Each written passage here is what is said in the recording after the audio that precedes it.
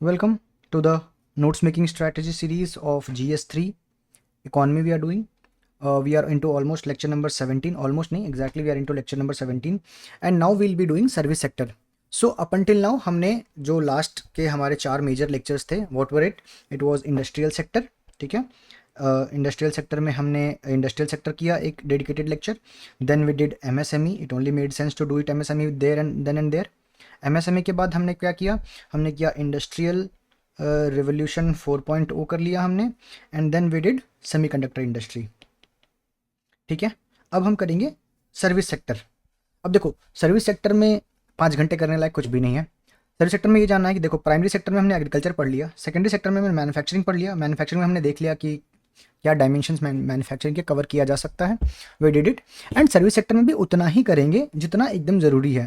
Service sector में ये नहीं बताने लग जाऊँगा कि भाई लोग यहाँ काम कर रहे हैं, टिस्को की सेंटर यहाँ पे है, टेल्को का centre, sorry TISCO is not even, TCS का सेंटर यहाँ पे है, XYZ. You get my point कि अननेसेसरी चीज़ें नहीं करेंगे. सो सर्विस सेक्टर का हम डायमेंशंस करेंगे एंड सर्विस सेक्टर डायमेंशंस करने के बाद वील मूव टुवर्ड्स एक छोटा सा टॉपिक है जिसको बोलते हैं ऑरेंज इकोनॉमी. और चांसेस ज़्यादा है कि इसमें से क्वेश्चंस आएंगे बिकॉज ये अभी ट्रेंड में रहा है. Government has also recognized it has a legitimate sector, ठीक है. सर्विस सेक्टर का एक पार्ट है orange economy. So once again will revise what it is. छोड़ सो हो गया ये रिवाइज, कुछ नहीं करना, ठीक है. अब आगे बढ़ते हैं. सो सर्विस सेक्टर जनरली ये टर्सरी सेक्टर का पार्ट है, राइट. टर्सरी सेक्टर में एंड इसके ऊपर अगर जाते हैं तो फिर थिंक टैंक, वो quaternary sector and another sectors होते हैं. थिंक टैंक वाले सेक्टर्स जो होते हैं डिसीजन मेकिंग सेक्टर्स जिसको बोलते हैं. अब देखो सर्विस सेक्टर्स में एक ही क्वेश्चन अभी तक आया है ढंग का क्या मतलब, एक ही क्वेश्चन है जो डेडिकेटेडली सर्विस सेक्टर के लिए आया है. क्वेश्चन है normally countries shift from agriculture to industry. Remember अभी तक हम सब जगह यही पढ़ते आए हैं ना कि फर्स्ट 5 ईयर प्लान के बाद सेकंड 5 ईयर प्लान महानुलोबोइस में हमने क्या किया, वी शिफ्टेड टुवर्ड्स हैरो डामर से मॉडल से सीधा हम लोग हेवी इंडस्ट्री की तरफ शिफ्ट किए एंड उसके बाद से तुरंत हम लोग शिफ्ट कर गए टुवर्ड्स सर्विस सेक्टर, क्योंकि 1991 का रिफॉर्म आया, लगा कि फिर यही एक सर्विस सेक्टर ही व्हीकल है जिसपे चढ़ के हम ये मंदी, आर्थिक मंदी से बाहर निकल सकते हैं.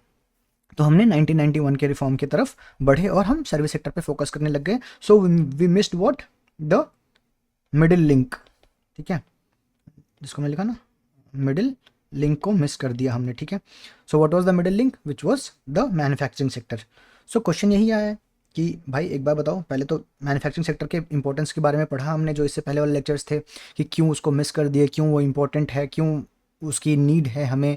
और हमने पढ़ा कि कैसे उसमें एम्प्लॉयमेंट इलास्टिसिटी ज़्यादा है एंड कैसे उसमें जॉब एकोमोडेट करने की कैपेसिटी उसमें ज़्यादा है. अब बताओ सर्विस सेक्टर के बारे में. तो सर्विस सेक्टर के बारे में जब हम क्वेश्चन देख रहे हैं तो क्या क्वेश्चन है, normally country shift from agriculture to industry, normally ऐसा होता है, and then later to service, ठीक है. But India shifted directly from agriculture to service, ठीक है, ये हो गया. अब देखो जब भी क्वेश्चन को आंसर करोगे सबसे पहले ये जो सत्यापित स्टेटमेंट है यूपीएससी बोल रहा है ना, आप इसको अग्री करोगे इसके साथ and then you will establish this statement. How you will establish कि after the first and second 5 year plan in 1991 India shifted swiftly towards service sector and why, because it was the need of the hour and you will just give some data about it. अब आ जाओ आगे. What are the reasons for the huge growth of service vis vis industry in the country. Service industry को as a service as a industry किस वजह से बढ़ गया, ह्यूज ग्रोथ क्यों हुआ. तो अब देखो ह्यूज ग्रोथ जो है ना क्यों हुआ ये आप डेटा से दोगे, सिर्फ डेमोग्राफिक डेटा चाहिए यहाँ पे, ठीक है. डेमोग्राफिक डेटा में क्या दोगे, 35% कॉन्ट्रीब्यूटर्स हैं टुवर्ड्स जीडीपी, ठीक है. जीडीपी में क्या, वैसे तो 45% है सर्विस सेक्टर का, 45 to 47% है कंट्रीब्यूशन जीडीपी में सर्विस सेक्टर का, ठीक है. But we still have 65% of working age population, and then above 19, and then we also have one सबसे important factor is that 50% of them are graduate and उसमें भी we'll see that 35 to 45% जो हैं they are graduate from towards the IT sector की job compliance के towards, ठीक है. अब आ जाओ, can India become a developed country without strong industrial base, ठीक है, विदाउट इंडस्ट्रियल बेस. अब आपको लास्ट वाले क्वेश्चन में जाना है कि हम लास्ट वाले टॉपिक में जहाँ पे हमने एमएसएमई को डिस्कस किया था कि एमएसएमई के बिना ग्रोथ कैसे नहीं हो सकता है, देन वो टॉपिक आपको कवर करना है जहाँ पे हमने ये डिसाइड दिया था कि क्यों इंडस्ट्रियल सेक्टर को हमने स्किप करके गलती करी है, ठीक है. तो अब आ जाओ सर्विस सेक्टर के बारे में देखते हैं. Service sector that is tertiary sector comprises economical activity that provides intangible service rather than physical goods. हम यहाँ से कोई गुड्स नहीं बना रहे, कोई फिजिकल गुड्स सामान ऐसे कन्वेयर बेल्ट पे से सामान बन बन के नहीं निकल रहा है, ठीक है, ताकि यहाँ आउटपुट ऐसा कुछ नहीं हो रहा है। यहाँ पे क्या हो रहा है, हम सर्विसेज प्रोवाइड कर रहे हैं। What kind of services? Of trade, transport, finance, health care, education, tourism, IT service. आप इन सबको छू सकते हो क्या? टूरिज्म को छू सकते हो, आईटी सर्विसेज को छू सकते हो, आपके सॉफ्टवेयर सर्विस आपने आपको बैकएंड से सॉल्व करके दे रही है कोई कंपनी, आप उसको छू सकते हो? सो नहीं। एजुकेशन को छू सकते हो? नहीं छू सकते हो, इट्स अ इंटेंजिबल एसेट। तो इकोनॉमिक सर्वे क्या कहता है कि 55% ऑफ इंडियाज ग्रॉस, मैंने आपको क्या बोला था, 65 बोला, नहीं 45 टू 47 बोला था ना। जीडीपी का है, ग्रॉस वैल्यू एडिशन 55% है, ठीक है। So contributes to 55% of India's gross value addition, growing steadily at 7 to 8%। Year on year लिखो इसको, ईयर ऑन ईयर ग्रोथ क्या है? 7 to 8%, which is high growth and low volatility. इसमें वोलेटिलिटी, इसमें देखो, इसमें क्या है, सबसे सर्विस सेक्टर का सबसे बड़ा इंप्लीकेशंस क्या है? देखो जब आप लिखोगे ना कि वाई डिड वी मूव में ये भी सबसे बड़ा रीजन दोगे। एक तो नीड ऑफ आर था। नीड ऑफ आर क्यों था? कि हमारे एलाइज कोलैप्स कर रहे थे, यूएसएसआर वाज कोलैप्सिंग, जो हमारा 16% का पार्टनर था, ठीक है।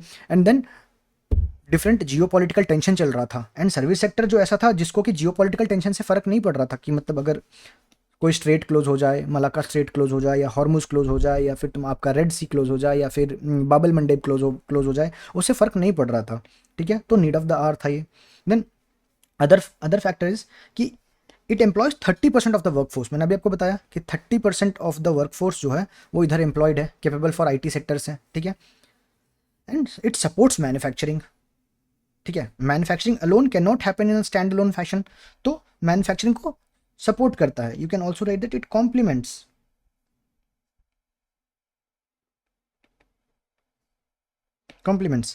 India ranked 7th globally in what? In service sector, और almost 4.3% of global service comes from India. Computer and business services accounts for 70% of Indian service export.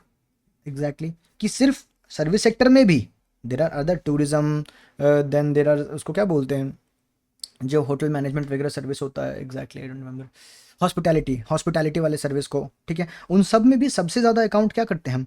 Computer and business account support, मतलब business service हो गया, जो IT BPOs हो गए, केपीओज हो गए, ठीक है। So these are the major contributors of the service sector in itself. एक तो 50 से 55% का हमारा सर्विस सेक्टर का ग्रॉस वैल्यू एडिशन है, ठीक है। 7 to 8% एनुअली ग्रो कर रहा है, ईयर ऑन ईयर ग्रोथ है, और उसमें भी 70% जो है वो आईटी सेक्टर से ही आ रहा है। So why service sector is called world war horse एक मिनट, सॉरी, वर्ल्ड वॉर हॉर्स क्यों बोलते हैं इसको? इसको मतलब क्या बोलते हैं? युद्ध का घोड़ा है। युद्ध का घोड़ा क्या होता है? जो रिलायबल घोड़ा हो, जो सबसे रिलायबल एसेट हो अपना। बिकॉज क्यों? India's most reliable and resilient growth engine रहा है ये। सो वही रीजन आप दोगे कि ये वोलेटिलिटी से फ्री है, ये हाई ग्रोथ है, ये एकोमोडेट कर पाता है 30% ऑफ जॉब मतलब वर्किंग पॉपुलेशन को, ठीक है। And it supports the manufacturing industry which is again, manufacturing industry is what? High employable है ये, है ना। इसकी इलास्टिसिटी क्या है? ज़्यादा है, ठीक है, जहाँ पे लेबर इंटेंसिव मार्केट होगा। अब आ जाओ, सिग्निफिकेंस ऑफ सर्विस सेक्टर क्या है? क्यों इंडिया को सर्विस सेक्टर पे फोकस करना चाहिए? यही क्वेश्चन है मुझे, ये स्टेटमेंट यही कहता है कि सिग्निफिकेंस क्या है इसका। ये लार्जेस्ट कंट्रीब्यूटर टू जीडीपी है, कितना? Almost 50% of gross value addition. Then it's largest export driver, इसको लिखो, ये तो है ही कि 3.87 बिलियन का एक्सपोर्ट ड्राइव देता है हमें। उसमें भी लिखोगे 70% ऑफ सर्विस एक्सपोर्ट, मतलब सर्विस एक्सपोर्ट का 70% इधर से ही आ रहा है, ठीक है, सर्विस सेक्टर से। देन मेजर एम्प्लॉयर, सबसे बड़ा मेजर एम्प्लॉयर है ये, 30% ऑफ वर्कफोर्स को एम्प्लॉय करके रखा है। Economic resilience, yes, more than 6% of gross value addition कर रहा है during last decade which has been a most volatile decade, है ना। पिछले एक दशक में क्या हुआ है? हर तरफ युद्ध, जंग, यही सब चला है। And it support other sectors, जिसको स्पिलेज इफेक्ट भी बोलोगे, ठीक है, जैसे strong forward and backward linkages. Forward and backward linkages क्या हो गया कि भाई service sector stands here, right. यहाँ के आगे भी लोगों को नीड है, यहाँ के पीछे भी लोगों को नीड है। मैन्युफैक्चरिंग सेक्टर हो गया, मैन्युफैक्चरिंग से भी आगे लोगों का नीड है कि मैन्युफैक्चरिंग में सर्विस सेक्टर के बिना नहीं कर सकते हैं। वहाँ सॉफ्टवेयर चाहिए, वहाँ टेक्नोलॉजी चाहिए, वहाँ ग्रोथ चाहिए, वहाँ डिफरेंट टाइप्स ऑफ सर्विसेज चाहिए, मैनेज करने के लिए सर्विस चाहिए, हर चीज़ चाहिए मैन्युफैक्चरिंग में। वो कहाँ से आ रहा है? सर्विस सेक्टर से आ रहा है। फॉरवर्ड लिंकेजेस में क्या दे रहा है, जितना भी तुम्हारा कंप्लेंट के लिए पोर्टल हो गया, सर्विस के लिए पोर्टल हो गया, सेल के लिए पोर्टल हो गया, ठीक है, सर्विस के लिए पोर्टल हो गया, सब चीज़ कहाँ से आ रहा है, सारा सर्विस तो यहीं से आ रहा है। So forward and backward linkages तो है ही इसका। Then global capacity centre, exactly बताओ global capacity centre, India host और more than 1700 plus global capacity centre. Global, what is global capacity centre? It is the centre which is responsible for what, जैसे global capacity, जैसे मान लो कि let's say orange telecom है US की, वो India में उसने यहाँ पे सर्विस सेंटर खोल रखा है to provide supports, to provide services, to provide constant availability of the connectivity. तो इसको नियर शोरिंग कर रखा है कंपनीज ने अपने, जो होता है ना कि नियर शोरिंग है, फ्रेंड शोरिंग है, ऑन शोरिंग है, ऑफ शोरिंग है, तो कंपनी ने क्या कर रखा है, ग्लोबल कैपेसिटी सेंटर इंडिया में बिल्ड कर रखा है। And capacity centre does what, जैसे समझो कि बीपीओ की तरह से खोल रखा है, और ये क्या कर रहा है, 1.9 मिलियन ऑफ प्रोफेशनल्स को एम्प्लॉय कर रहा है यहाँ पे, right. So this becomes, so service sector पे फोकस करना इज़ वेरी सिग्निफिकेंट। क्वेश्चन पूछ सकता है कि भाई क्यों सर्विस सेक्टर पे फोकस करें हम, तो आपके पास डेटा है, 50% ग्रॉस वैल्यू एडिशन कर रहा है, 3.87 बिलियन का जॉब दे रहा है, का मतलब वो एक्सपोर्ट ऑन एक्सपोर्ट कर रहा है। And then challenges to service sector क्या है बताओ। अब सबसे बड़ा चैलेंज है, देखो अभी थोड़ी देर पहले हम लोग पढ़ रहे थे, जब पिछले लेक्चर्स में पढ़ रहे थे, हम पढ़ रहे थे कि ग्लोबलाइजेशन वर्सेस आत्मनिर्भरता, हम प्रोटेक्शनिज्म कर रहे हैं, तो कैसे हम बोलते हैं स्ट्रैटेजिक डीकपलिंग करना है।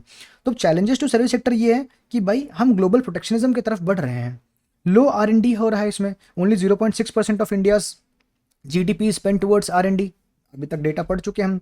देन मार्केट कंसेंट्रेशन हो रहा है कि 55% of GDP is limited to other productions, है ना, विद 45% ऑफ GDP आ रहा, बताया था आपको 60, ये 55% ग्रॉस वैल्यू एडिशन हो रहा है, बट 45% इज GDP का contribution. Then export concentration, 77% of the export service is limited towards this service sector. Export जो है सर्विस सेक्टर एक्सपोर्ट से रिलेटेड है, राइट। अभी हमने पढ़ा ना 70 to 77% एक्सपोर्ट। सो जब हम सबसे ज़्यादा 77% ऑफ सर्विस एक्सपोर्ट करने लग जाएंगे, तो एक बार बताओ, अगर हम सबसे ज़्यादा सारा फोकस एक्सपोर्ट से आ रहा है, जैसे मान लो आप 4 सामान बेचते हो फॉर एग्जाम्पल, लेट्स से 1 2 3, और आप देख रहे हो ये सामान आपका बहुत ज़्यादा बिक रहा है, तो आप जाहिर सी बात आपका इस पे से फोकस कम हो जाएगा, इस पे से फोकस कम हो जाएगा, इस पे से फोकस कम हो जाएगा, बिकॉज आपको तो बिजनेस ओरिएंटेड हो, so you are profit driven. So उसी तरीके से अगर एक्सपोर्ट कंसेंट्रेशन ऑफ सर्विस हो जाएगा, तो अदर सेक्टर्स को लिमिटेशन आ जाएगी, क्योंकि सारा कुछ इसी के अराउंड बनेगा। देन रेगुलेटरी बॉटलनेक है, कम्प्लेक्स कंप्लायंसेस है, इस देश से नहीं करना, उस देश से, जियो पॉलिटिकल टेंशन है। Then climate risk, yes, natural calamities से our service sector will be affected. अब इमेजिन करो कि भाई बिग डेटा सेंटर्स चलाने के लिए, बिग फॉर्म चलाने के लिए you need calamities, you need water, you need climate, you need deforestation, सब कुछ है, तो एक नेचुरल कैलामिटीज़ का भी असर आ जाता है उससे। Then geopolitical conflict, obviously war disrupts all kind of export, whatever kind of export भी।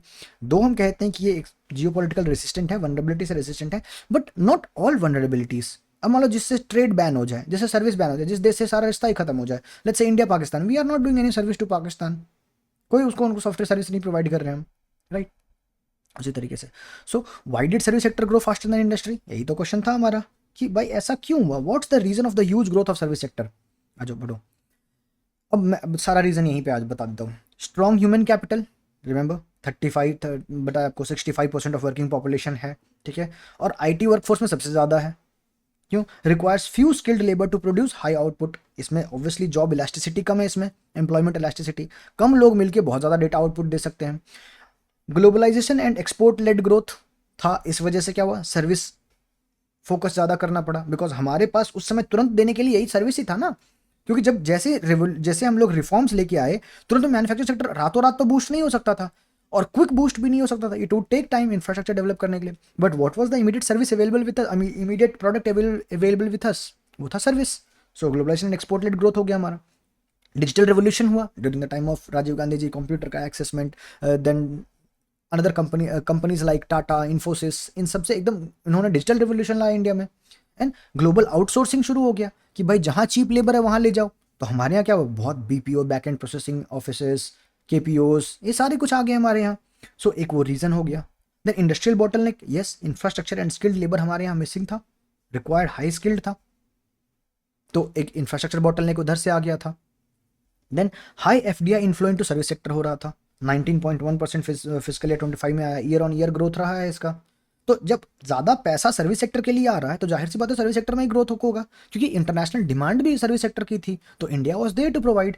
And then stable annual growth 7.8 हुआ है, 7.8% ईयर ऑन ईयर। अभी बताइए, यहाँ पे पढ़े थे ना हम लोग, कहाँ पढ़ रहे थे? 7 to 8% annual year on year growth हो रहा है। यहाँ भी वही डेटा लिख रहे हैं हम कि इस वजह से सर्विस सेक्टर ज़्यादा बूम बूम कर गया। देन रैपिड एक्सपेंशन ऑफ वही global capacity centre 1700 plus. So this are the reason significant, जो सिग्निफिकेंस हो गया वही उसका एक्सप्लेनेशन भी है कि इसी वजह से हुआ, क्योंकि भैया देखो हम इतना कर रहे थे, इतना हमारी कैपेसिटी हो रही है, ल्यूक्रेटिव है, हम इसी की तरफ जाएंगे, इकोनॉमिक रेजिलियंस डेवलप करा रहा है, यस मेजर एम्प्लॉयर है इसीलिए और डेवलप कर रहा है, तो it is attracting more and more and more, है ना। So these were the reason why did service sector grow. अब तो बताओ सर्विस सेक्टर के लिए वे फॉरवर्ड क्या हो सकता है। सबसे पहला वे फॉरवर्ड है कि डाइवर्सिफाई करो अपने एक्सपोर्ट को। You can not solely rely on export, service export. क्या पता कल को कोई ऐसा ग्लोबल शॉक आ जाए जहाँ पे सर्विस सेक्टर इंपोर्ट करना बहुत मुश्किल हो जाए, उस केस में क्या करोगे। So you will diversify to remain protected from single shock factor, right. And then build climate resilient tourism infrastructure बनाओ, कि डाइवर्सिफाई करोगे तो कहाँ लेके जाओगे, मैन्युफैक्चरिंग तो बढ़ाओगे ही। Then you also go through different service sectors ना, कि सिर्फ कंप्यूटर सर्विस ही तो सर्विस थोड़ी है, हॉस्पिटैलिटी भी तो सर्विस है। Then improve multi modal transport and logistic, example PM Gati Shakti में, ताकि क्यों, रिमेंबर ओईसीडी का डेटा, व्हाट डिड ओईसीडी से, ओईसीडी सेड कि 1% reduction in of trade cost leads to 3% of increment in trade value. तो भाई ये बहुत ज़रूरी है कि हम और भी चीज़ों पे फोकस करें, UPI based digital payment system पे फोकस कर रहे हैं, सो दैट हमारा मैन्युफैक्चरिंग एंड अदर सेक्टर्स भी आसान हो जाए। Then align skilled with national education policy of 2020, कि ये नहीं कि सिर्फ इसमें तुम किताबी ज्ञान दो, उनको वोकेशनल ट्रेनिंग भी दो, and that's what NEP does, vocational training का प्रोविजन है इसके अंदर, with fintechs, AI and analytical companies. And then Dhatu model को फॉलो करो। व्हाट इज धातु मॉडल, तो नीति आयोग का ना एक धातु मॉडल है कि defend, accelerate, transport and untapped. मतलब पहले जो तुम्हारा एस्टैब्लिश सेक्टर है उसको तो डिफेंड करो, फिर जो ग्रोथ करने लायक है उसको एक्सेलरेट करो, जो स्टैग्नेंट हो गया उसको ट्रांसफॉर्म करो, and focus towards untapped industry, जहां जिस सेक्टर में तुमने कदम नहीं बढ़ाए हैं उधर करो। तो धातु model, you right it clearly, आप ऐसे भी लिख सकते हो DATU and right defend the performing industry, accelerate the capable industry, transform the stagnant industry, and then tap into untapped sectors. So it is a potential service sector का identification और री-आइडेंटिफिकेशन करा सकते हैं हम धातु मॉडल से। So this was the service sector. अब इससे ज़्यादा सर्विस सेक्टर में कुछ नहीं है, आप जाओ 4-5 किताब पढ़ के आओ और मुझे बताना सर सर्विस सेक्टर का आपने ये एंगल तो मिस ही कर दिया। कोई एंगल नहीं, इससे ज़्यादा कुछ भी नहीं है। मैं और 15-20 मिनट की क्लास लेके इसको ज़बरदस्ती 1 घंटा का मुझे नहीं करना है। अब as soon as we are done with this, ये लेक्चर मैं साथ में आपको ऑरेंज इकॉनमी भी पढ़ा सकता हूँ, बट अभी ऑरेंज इकॉनमी ना अगले लेक्चर में कर लेंगे, मतलब छोटा ही लेक्चर है, तुरंत 2 मिनट का लेक्चर, 10 मिनट का लेक्चर होगा, लगे हाथ नेक्स्ट लेक्चर में कर लेंगे, अभी अभी मिल जाएगा आपको, ठीक है। So this is service sector, okay fine. So join this group for your PDFs and you can get your lectures here. Thank you so much. See you in the next lecture.